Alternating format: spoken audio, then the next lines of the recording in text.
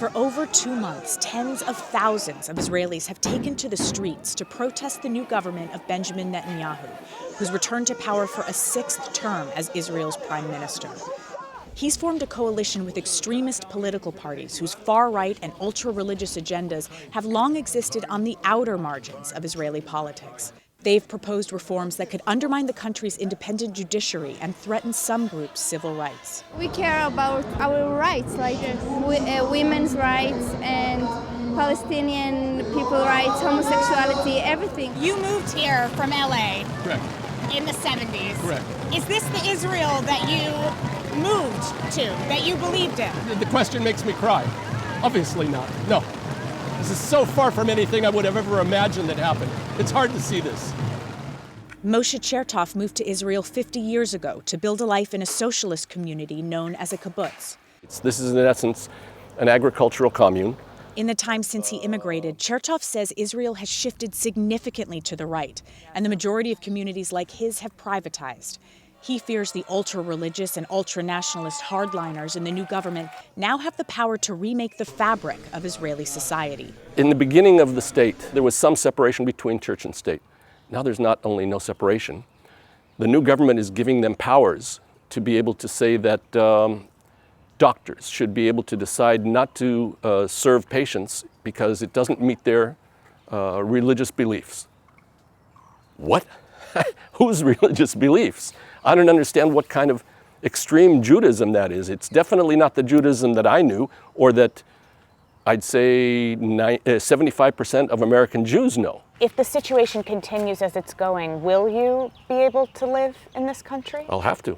I don't want to go anywhere else.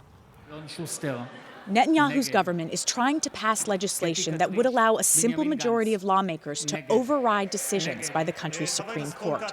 Critics say that could allow the party in power to operate without democratic checks and balances. And many fear the new government will implement other policy changes driven by the hardline views of its most extreme coalition members. Boaz Bismuth is a member of the Israeli Knesset from Netanyahu's Likud party. Can you guarantee that under this government, equal rights for everyone will be maintained? I know my Prime Minister Netanyahu. You know him as well as in America. And I think that is very, very, not only keen, he's very cautious to protect human rights in the country and equality between the citizens. You made it clear, though, that in order to form a government, you needed to seek out partners, and these were the partners that were available to you. So, in essence, they hold the power. Netanyahu's position is dependent upon their support. Yeah, but don't forget, we are the main party, we are the leading party, and we are liberals, and we will not agree anything that will allow this inequality in our country.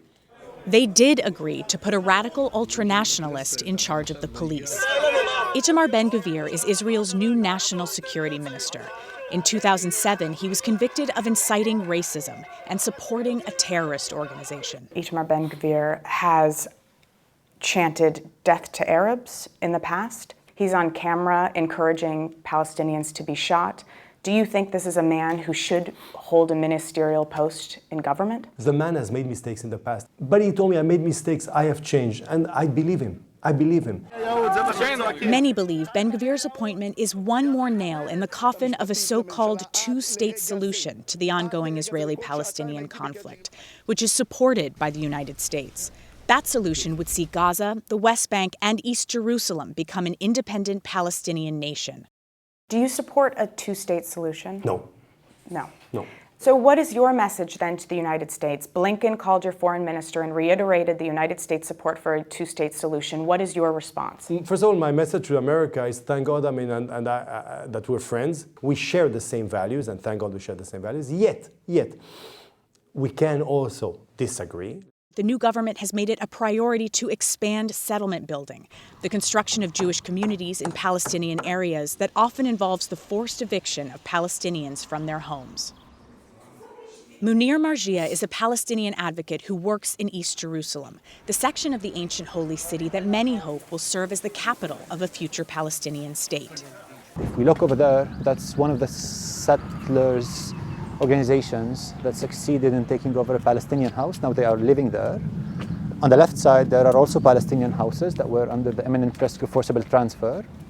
What is it like for people who are living here, for Palestinians who are living here? Palestinians are coping with a system that is built on the premise of Jewish domination, hegemony, and superiority. What do you think the future holds given this new government? I'm not hopeful. You're not hopeful? I'm not hopeful. I think it's going to be very violent. So far, it has been. A series of Israeli army raids in the West Bank have killed and wounded scores of Palestinians, and 7 Israelis were killed in an attack outside a synagogue in East Jerusalem, the deadliest attack of its kind in years. After 2 young Israeli men from a nearby settlement were killed in the West Bank city of Hawara, Israeli settlers rampaged through the area, torching cars and homes in what's been described as a pogrom. Despite a recent meeting between Israelis and Palestinians to try to keep the increasingly fragile peace, violence and anger may be on the brink of boiling over. Haley Ott, CBS News, Jerusalem.